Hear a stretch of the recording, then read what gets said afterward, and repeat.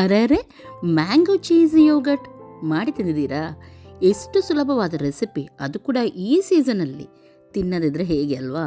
Hello ನನ್ನ ಕುಟುಂಬದವರೇ, ಹೇಗಿದ್ರೆಲ್ಲರೂ? ಇವತ್ತು ನಾನು ನಿಮ್ಮ ಜೊತೆ ಶೇರ್ ಮಾಡ್ತಾ ಇದ್ದೀನಿ ಸುಲಭದಿಂದ ಸುಲಭವಾದ ಒಂದು ಡೆಸರ್ಟ್. ಖಂಡಿತವಾಗ್ಲೂ ಈ ಒಂದು ಡೆಸರ್ಟನ್ನು ನೀವು ಮನೆಯಲ್ಲಿ ಟ್ರೈ ಮಾಡಿ ನೋಡಿ, ಎಲ್ಲರಿಗೂ ಕೂಡ ಇಷ್ಟ ಆಗುತ್ತೆ. ಮನೆಯಲ್ಲಿ ಕಾಸ್ಟ್ಲಿ ಮಾವಿನನ್ನು ತರಬೇಕಂತ ಏನಿಲ್ಲ, ಕಾಟ್ ಮಾವಿನಲ್ಲಿದ್ದರೂ ಆಗುತ್ತೆ. ಓಕೆ, ಇವಾಗ ಈ ರೆಸಿಪಿಯನ್ನು ತೋರಿಸ್ತೀನಿ. ನಾನಿಲ್ಲಿ 9 ಜನರಿಗೆ ಆಗುವಷ್ಟು ಮಾಡ್ತಾ ಇದ್ದೀನಿ. ಹಾಗಾಗಿ 5 ಮಾವಿನನ್ನು ತೊಗೊಂಡಿದ್ದೀನಿ. ಅದರಲ್ಲಿ ಸ್ವಲ್ಪ ನಾನು ಪ್ಯೂರಿ ಮಾಡಲಿಕ್ಕೆ ತೊಗೊಳ್ತಾ ಇದ್ದೀನಿ, ಹಾಗೂ ಕೆಲವನ್ನು ನಾನು ಕ್ಯೂಬ್ಸ್ ರೀತಿ ಕಟ್ ಮಾಡ್ತಾ ಇದ್ದೀನಿ, ಮೇಲ್ಗಡೆಯಿಂದ ಹಾಕಲಿಕ್ಕೆ ಅದು ಅಷ್ಟೇ. ಹಾಗಾಗಿ ಈ ರೀತಿ ಕ್ಯೂಬ್ಸ್ ರೀತಿ ಕಟ್ ಮಾಡಿ, ಕೆಲವು ಪ್ಯೂರಿ ಮಾಡಲಿಕ್ಕೆ ತೊಗೊಂಡ ಮಾವಿನ ಹಣ್ಣನ್ನು ಹ್ಯಾಂಡ್ ಬ್ಲೆಂಡರಲ್ಲಿ ಈ ರೀತಿ ನಾನು ಪ್ಯೂರಿ ಮಾಡ್ತಾ ಇದ್ದೀನಿ. ಅದು ನೆನಪಿಡಿ, ನೈಸ್ ಹಾಕಿ ಮಾಡಬೇಡಿ, ಸ್ವಲ್ಪ ಸಣ್ಣ ಸಣ್ಣ ತುಂಡು ಅದರಲ್ಲಿ ಉಳಿಲಿ, ಚೆನ್ನಾಗಾಗುತ್ತೆ. ಹಾಗಂತ ತುಂಬ ದೊಡ್ಡದು ಕೂಡ ಅಲ್ಲ, ಸ್ವಲ್ಪ ಸಣ್ಣ ಸಣ್ಣ ತುಂಡು ಉಳಿತದೆ ನೋಡಿ, ಆ ರೀತಿ ನೀವು ಇದನ್ನು ಗ್ರೈಂಡ್ ಮಾಡಿ.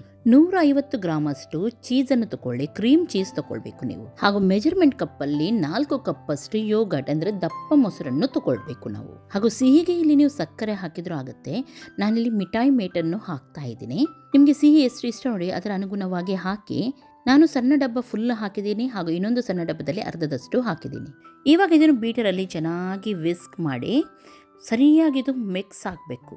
ಆದಷ್ಟು ಸರಿಯಾಗಿ ಮಿಕ್ಸ್ ಆಗೋ ತನಕ ಈ ರೀತಿ ಬೀಟ್ ಮಾಡ್ತಾನೆ ಇರಿ. ಇವಾಗ ಪಕ್ಕದಲ್ಲಿ 1 ಕಪ್ಪಷ್ಟು ನಾನು ನೀರನ್ನು ತಗೊಂಡಿದ್ದೀನಿ.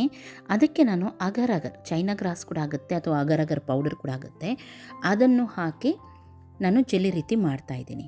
ಇಲ್ಲಿ ನಾನು ಈ ಪ್ಯಾಕೆಟ್ ಫುಲ್ಲು ಹಾಕಿದ್ದೀನಿ. ಹಾಗೂ ಇದು ಸ್ವಲ್ಪ ಕರಗೋ ತನಕ ಲೋ ಫ್ಲೇಮಲ್ಲಿ ಚೆನ್ನಾಗಿ ಇದನ್ನು ಮಿಕ್ಸ್ ಮಾಡ್ತಾ ಇರಿ. ಇವಾಗ ಇದು ಕರಗಿದ್ದೆ, ಸ್ವಲ್ಪ ತಣ್ಣಗಾಗಲಿಕ್ಕೆ ಬಿಡೋಣ. ಹಾಗೆಯೇ ತುಂಬ ತಣ್ಣಗಾಗಲಿಕ್ಕೆ ಬಿಡಬೇಡಿ, ಸ್ವಲ್ಪ ತಣ್ಣಗಾಗಲಿ. ಇವಾಗ ಇದು ಕೂಡ ರೆಡಿಯಾಗಿದೆ ನೋಡ್ಬೋದು. ಈ ರೀತಿ ಕಂಪ್ಲೀಟ್ ಆಗಿದ್ದು ಚೆನ್ನಾಗಿ ಮಿಕ್ಸ್ ಆಗಿದೆ. ಈ ಟೈಮಲ್ಲಿ ಇದಕ್ಕೆ ಮ್ಯಾಂಗೋ ಪ್ಯೂರಿಯನ್ನು ಕೂಡ ಹಾಕಿಬಿಡೋಣ, ಹಾಗೂ ಸರಿಯಾಗಿ ಮಿಕ್ಸ್ ಮಾಡಿ ಅದರೊಂದಿಗೆ ನಾವು ರೆಡಿ ಮಾಡಿದ ಚೈನಾ ಗ್ರಾಸ್ ಇತ್ತು ನೋಡಿ, ಅದನ್ನು ಕೂಡ ಹಾಕಿಬಿಡಿ.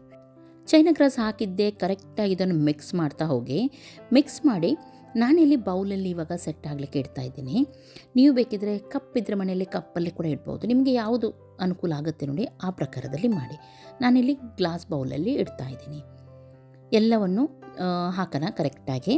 ಇದು ಹಾಕುವಾಗ ನಿಮಗೆ ಕಾಣ್ತಾ ಉಂಟು ನೋಡಿ, ಮ್ಯಾಂಗೋದು ಸಣ್ಣ ಸಣ್ಣ ತುಂಡು ಉಂಟು, ತಿನ್ನುವಾಗ ತುಂಬ ಚೆನ್ನಾಗಾಗುತ್ತೆ. ಆಮೇಲೆ ಮೇಲ್ಗಡೆಯಿಂದ ನಾವು ಕ್ಯೂಬ್ಸ್ ಮಾಡಿಟ್ಟಿದ್ದೀವಿ ನೋಡಿ, ಅದನ್ನು ಕೂಡ ಹಾಕೋಣ. ಅಥವಾ ಕ್ಯೂಬ್ಸನ್ನು ನೀವು ಫ್ರೀಝರಲ್ಲಿಟ್ಟು ಸರ್ವ್ ಮಾಡುವಾಗ ಕೂಡ ಇದರ ಮೇಲೆ ಇಡ್ಬೋದು. ಓಕೆ, ಇವಾಗ ಇದನ್ನು ಫ್ರಿಜ್ಜಲ್ಲಿ ಕೂಲ್ ಆಗಲಿಕ್ಕೆ ಇಡೋಣ. ಇದೇನು ಗಟ್ಟಿ ಆಗಲ್ಲ, ಸಾಫ್ಟಾಗೇ ಇರುತ್ತೆ.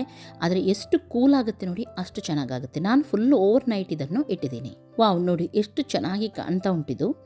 ಇವಾಗ ನಾನು ತೋರಿಸ್ತೀನಿ ಯಾವ ರೀತಿ ಬರುತ್ತೆ ಅಂತೇಳಿ. ನೋಡಿ, ಈ ರೀತಿ ಇರುತ್ತೆ ಇದು. ಒಂದು ಬೈಟು ಬಾಯಿಗೆ ಹೋದರೆ ಖಂಡಿತ ಮರೆಯೋದಿಲ್ಲ ನೀವು, ಅಷ್ಟು ಚೆನ್ನಾಗಿರುತ್ತೆ ಇದು. ನೀವು ಒಮ್ಮೆ ಟ್ರೈ ಮಾಡಿ, ಹಾಗೂ ಹೇಳಿ ಯಾವ ರೀತಿ ಆಗಿತ್ತಂತ ಹೇಳಿ. ಇವತ್ತಿನ ರೆಸಿಪಿ ಇಷ್ಟ ಆಯ್ತು ಅಂತಂದರೆ ಲೈಕ್ ಮಾಡಿ, ಶೇರ್ ಮಾಡಿ. ಎಲ್ಲರಿಗೂ ಟೇಕ್ ಕೇರ್, ಬಾಯ್ ಬಾಯ್.